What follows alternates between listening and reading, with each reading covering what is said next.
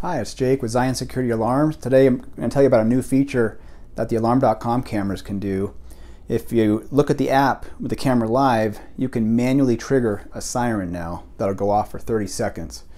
And so if you see something suspicious, you want to scare someone away, just push that button right on the app and it'll play that siren sound.